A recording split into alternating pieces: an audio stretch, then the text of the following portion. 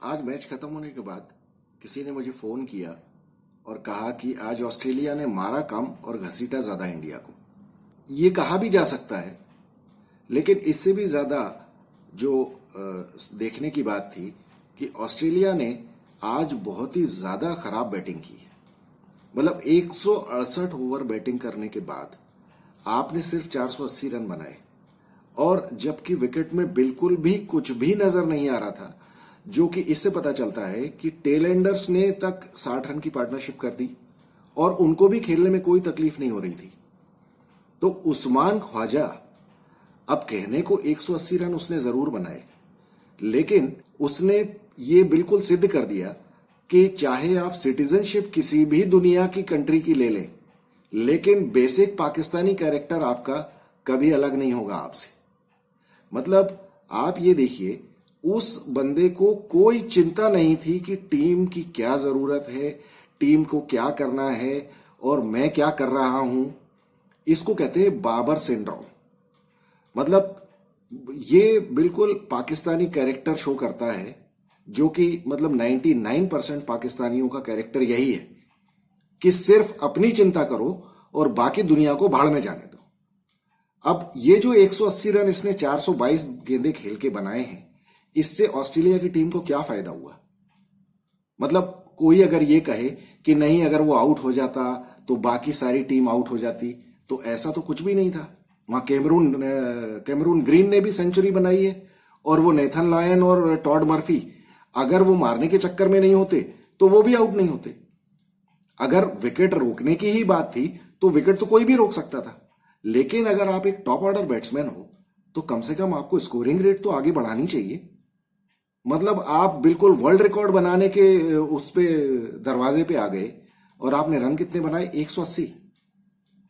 ये बिल्कुल टिपिकल बाबर आजम के खेलने का स्टाइल है, और मतलब ये इसको कोई नौसिखिया भी ये देख के कह देगा कि ये आदमी पाकिस्तान का ही हो सकता है।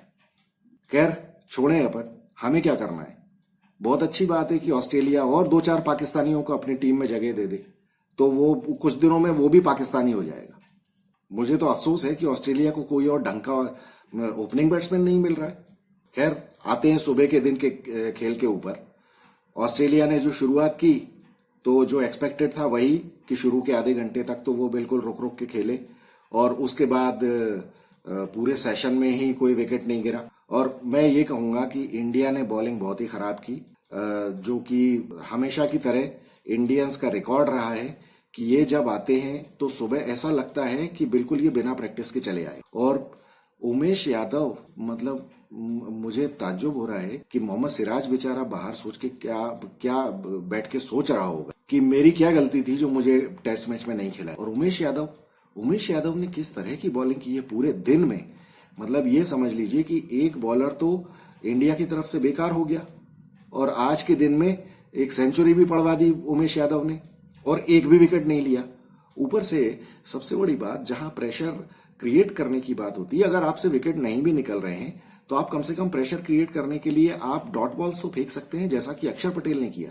यहां पे रोहित शर्मा ने एक गलती कर दी। रोहित शर्मा जबरदस्ती उमेश यादव को लगाए रहे, जबकि उनको समझ में आना चाहिए था कि आपको बॉलर के 2-4 ओवर डालने से पता चल जाता है कि आज इसका दिन नहीं है, तो आप उसको रोक देते। और वहां अक्षर पटेल, जिसने कि पहले के 20 ओवर्स में सिर्फ 24 रन दिए थे, आपने उसको बॉलिंग ही नहीं दी। अरे मैं आपको एक बात बताता हूं, मैं आपको ले चलता हूं 1980s में। 1980s में वेस्ट इंडीज की जो टीम थी वो एक तरह से बिल्कुल इनविंसिबल टीम थी। वो आउटराइटली सारी टीमों को सब जगह हराते थे। मतलब वो वेस्ट इंडीज में तो उनको छू पाना भी मुश्किल था, और वो वेस्ट इंडीज के बाहर भी जिस कंट्री में भी जाते थे वहां पे भी वो बुरी तरह से धुलाई करते थे उन टीम्स की। मतलब ऑस्ट्रेलिया और इंग्लैंड को उन्होंने 5-0 से टेस्ट सीरीज हराई है उनके घरों में जाके। लेकिन उस टाइम वो सिर्फ एक टीम को ओवर पावर नहीं कर पाते थे, और वो थी इंडिया। इंडिया को कभी भी वो 5-0 से नहीं हरा पाए। 83 में क्लाइव लॉयड की जो टीम आई इंडिया में टेस्ट मैच की सीरीज खेलने, वो 5 मैच या 6 मैच की सीरीज थी, और उसमें वो सिर्फ 3-0 से जीत पाए। क्योंकि इंडिया उनको फाइट कर जाती थी। दिलीप वेंगसरकर, सुनील गावस्कर और इन लोगों की बैटिंग की वजह से ये लोग टेस्ट मैचेस बचा लेते थे। लेकिन जिन टेस्ट मैचेस में इंडिया अच्छी बैटिंग कर लेती थी, वहां क्लाइव लॉयड की क्या स्ट्रेटेजी होती थी कि वो दिन में किसी भी हालत में इंडिया को 175 या 180 रन से ज्यादा नहीं करने देते थे। उन्हें समझ में आ जाता था कि ये बैट्समैन जम गए हैं। खासतौर पे सुनील गावस्कर से पार पाना वेस्ट इंडीज वालों के बिल्कुल बस की नहीं थी। तो जहां सुनील गावस्कर जम जाते थे और उनके साथ अगर कोई और बैट्समैन जम गया तो क्लाइव लॉयड को समझ में आ जाता था कि अब इनको आउट करना मुश्किल है। तो फिर वो रन बचाने के ऊपर चले जाते थे कि किसी भी हालत में इंडिया 180 190 रन से ज्यादा दिन में ना बनाए। अब मुझे समझ में नहीं आया कि रोहित शर्मा ने आज वो क्यों नहीं किया। एक्चुअली जो रोहित शर्मा और टीम इंडिया खुद फ्रस्ट्रेट हो गई, वो रोहित शर्मा के पास पूरा मौका था कि वो ऑस्ट्रेलिया को फ्रस्ट्रेट कर सकते थे। क्योंकि एक तो उनका घर का भेदी ये जो उस्मान ख्वाजा खेल रहा था क्रीज पे, उस्मान ख्वाजा ने तो धीरे खेलने की कोई कसर छोड़ी नहीं। और ऊपर से आपने रोहित शर्मा ने उनको पूरी तरह हेल्प कर दिया जो उमेश यादव को बॉलिंग दे दी। तो उमेश यादव ने जो 100 रन दिए, आपको पहले के 20-25 रनों में ही समझ में आ जाना चाहिए था कि आज इसका दिन नहीं है। तो आप अक्षर पटेल को लगा देते। अक्षर पटेल को लगा के आपका यह काम होता कि बस मुझे रन रोकने हैं। जब आप रन रोक देते तो बैट्समैन फ्रस्ट्रेट होता है।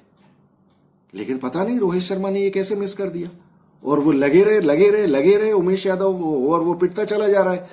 देखिए, बॉलर का कोई दिन खराब होता है तो उसके बॉलिंग करने के तरीके से पता चल जाता है। और आज सिर्फ दिन ही खराब नहीं था, आज उमेश यादव का दिमाग भी खराब था मुझे लगता है। मतलब मुझे समझ में ही नहीं आया, फुल टॉस और लेग स्टंप पे बॉल और पैर के ऊपर बॉल, सब तरह की बॉल उमेश यादव ने की है। हालांकि इस तरह की बॉलिंग सुबह जडेजा और अश्विन ने भी काफी की। जो उन्होंने, उस्मान ख्वाजा ने 180 में से मुझे लगता है आधे से ज्यादा रन तो लेग साइड में बनाए हैं। तो उस्मान ख्वाजा लेग साइड में अपने आप तो रन बना नहीं सकता था, तो इंडियन बॉलर्स ने उसको पैर पे ही खिलाया ना। उसमें गलती किसकी है? उसमें अश्विन की भी गलती है, उसमें जडेजा की भी गलती है, उसमें शामी की भी गलती है। हालांकि शामी ने बहुत अच्छी बॉलिंग की। शामी एक ऐसा बॉलर है जो बेचारा हर टाइम अपनी जान लगा के बॉलिंग करता है। मैच का, दिन का अगर आखिरी ओवर भी होगा तो वो उतनी ही स्पीड से आके बॉलिंग करता है। शामी ने भी हालांकि एक पॉइंट मिस कर दिया जब नेथन लायन को शामी का एक बाउंसर लगा था। उस टाइम शामी का लगा था या उमेश यादव का लगा था मुझे याद नहीं है, लेकिन उस टाइम जब आपको टेलेंडर्स अगर मान लीजिए परेशान कर रहे हैं, वो आउट नहीं हो रहे हैं किसी तरह से, तो फिर आपको उनको डरा के आउट करना चाहिए। तेज बॉलर का एक बहुत बड़ा हथियार होता है डराना, और अगर आप टेलेंडर को भी नहीं डरा सकते तो फिर फायदा क्या है। मैं तो ये कहता हूं कि अगर मैं रोहित शर्मा की जगह होता तो मैं ये कहता कि ये टॉड मर्फी और नेथन लायन, इन लोगों को अपनी जान का डर होना चाहिए। और खास तौर पे जबकि आप नेथन लायन के गंजे सर पे एक चिपका भी चुके हो बॉल, उस टाइम आपको धुआंधार बाउंसर मारने चाहिए थे, या फिर उनके रिब केज में आप उनको एम करके बॉलिंग करते। तो जहां डिफेंड करते हुए जब बैट्समैन को बॉलर को हाथ में लगने का डर होता है तो वो उस टाइम अपना विकेट खो देते। टेलेंडर्स के लिए बाउंसर और शॉर्ट पिच बॉल बहुत ही कारगर होती है। ये पता नहीं इंडियन बॉलर्स क्यों भूल जाते हैं। जब तक कि इनको कोई उकसाए नहीं तब तक इनको समझ में ही नहीं आता। और दूसरी बात ये कि यॉर्कर टेस्ट मैच है तो क्या आप यॉर्कर नहीं करेंगे? किसने मना किया है आपको? किसने हाथ पकड़ा है आपका कि ये टेस्ट मैच है इसलिए आप यॉर्कर नहीं फेंक सकते, या स्लोअर बॉल आप नहीं करोगे? ये सारी आपको T20 और वनडे मैचेस में ही क्यों याद आती हैं, टेस्ट मैचेस में क्यों नहीं? मतलब यहां मुझे काफी तरस आता है। ये लोग किस तरह से क्रिकेट खेलते हैं। क्रिकेट कोई सा भी हो, कोई सा भी मैच चल रहा हो, लेकिन ये सारी ट्रिक्स तो हमेशा काम आती हैं। आप में से कितने लोगों ने ये देखा है कि टेस्ट मैच में किसी ने स्लोअर बॉल फेंकी या नकल बॉल फेंकी? क्यों नहीं फेंकते ये लोग? यॉर्कर क्यों नहीं करते? इसलिए कि ये टेस्ट मैच है तो आपको टप्पे पे बॉल करनी है, या तेज बॉल ही करनी है, या कुछ भी करना है इस तरह से। आप ये जो भी ट्रिक्स आप T20 और वनडे मैचेस में अप्लाई करते हैं वो टेस्ट मैचेस में क्यों नहीं कर सकते? बैट्समैन को अपना दिमाग तो लगाने दो आप। यही चीजें वो अनएक्सपेक्टेड होती हैं जो आपको क्रिकेट में करनी चाहिए, और खासतौर पे ऐसे सिचुएशन में जबकि बैट्समैन बिल्कुल आउट ही नहीं हो रहे हैं क्योंकि विकेट फट्टा बना हुआ है। यहां तो नेथन लॉयन भी पीट रहा है और टॉड मर्फी भी पीट रहा है, तो आप कम से कम कुछ अपनी इज्जत ही बचा लो, कम से कम उनको डरा के तो आउट कर दो। खैर, आज जो हुआ सो हुआ, और 480 रन कोई बहुत ज्यादा स्कोर नहीं है। ऑस्ट्रेलिया ने, मुझे लगता है कि ये बिल्कुल ही ड्रॉ करने के हिसाब से ये किया, या फिर मुझे लगता है, जो मैं कल की वीडियो में मैंने आपसे बात की थी, कि उनको ये लग रहा था कि ये विकेट इतना अच्छा है, ये जितना ज्यादा खराब हो सके इस पे हम ही खेल लें, जिससे कि इंडियन बैट्समैन को इस पे खेलने का मौका ना मिले। क्योंकि आपने देखा होगा इंडियन बैट्समैन यहां पे वैसे नहीं खेलने वाले हैं जैसे ख्वाजा ने या बाकी किसी ने खेला। जैसे आपने देखा मैच का जो आज का लास्ट ओवर था, शुभमन गिल ने उसमें छक्का मार दिया। नॉर्मली लोग बाग अपने शेल में चले जाते हैं और बिल्कुल डिफेंस करके और वापस चले आते हैं पवेलियन में, लेकिन शुभमन गिल ने वो नहीं किया। शुभमन गिल ने आगे बढ़ के छक्का जड़ दिया। तो शायद ये अपने स्टीव स्मिथ को ये बात पता थी कि अगर मैंने इनको ज्यादा टाइम दिया तो ये लोग आके ताबड़तोड़ बैटिंग करेंगे और ये मैच शायद अभी भी हमको परेशानी में डाल सकते हैं।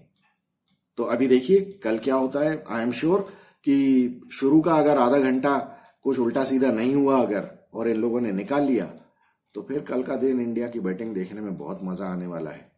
और इंडियन बैट्समैन वैसे नहीं खेलेंगे। अगर ये लोग शुरू के 1 घंटे तक अगर टिक गए तो फिर आप देखिएगा कि इंडिया का स्कोर कर ही 350 पौने 400 हो जाएगा, और उसके बाद ये लोग तो पक्का जीतने के लिए खेलेंगे। रोहित को खेलना भी चाहिए जीतने के लिए। ऑस्ट्रेलिया भले ड्रॉ करने के लिए खेले, हालांकि मुझे ताज्जुब है कि स्टीव स्मिथ क्यों ड्रॉ करने के लिए खेलेंगे, क्योंकि वो तो ऑलरेडी सीरीज में डाउन है। इनिशिएटिव तो उनकी तरफ से आना चाहिए, लेकिन उन्हें भी शायद पता है कि रोहित शर्मा के लिए जीतना जरूरी है, क्योंकि उधर श्रीलंका और न्यूजीलैंड का जो मैच चल रहा है उसमें शायद श्रीलंका जीत जाए। तो अब इंडिया के ऊपर यह प्रेशर होगा कि कहीं ऐसा ना हो कि श्रीलंका न्यूजीलैंड को हरा दे और हम WTC के चैंपियनशिप के फाइनल में ना पहुंच पाए। तो ये मतलब चूहे और बिल्ली वाला खेल अभी चलने वाला है। तो कल मजा आएगा, लेकिन मुझे लगता है कि इंडियंस अच्छी बैटिंग करेंगे और मुझे शुभमन गिल से काफी उम्मीद है। विराट कोहली की सेंचुरी आएगी या नहीं, इस बारे में अभी कहना मुश्किल है, क्योंकि देखिए जब विकेट बहुत आसान होता है ना, तो आप जिस बैट्समैन से सबसे ज्यादा उम्मीद करते हैं वो रन नहीं बना पाता है अक्सर। तो चैंपियन बैट्समैन जो हैं इनको भी थोड़ी टफ कंडीशंस की जरूरत होती है, लेकिन हमारी तो बड़ी इच्छा है कि विराट कोहली सेंचुरी मारे। देखते हैं कल क्या होता है। मिलेंगे आपसे कल के दिन के खेल के बाद। Until next time, thank you so much.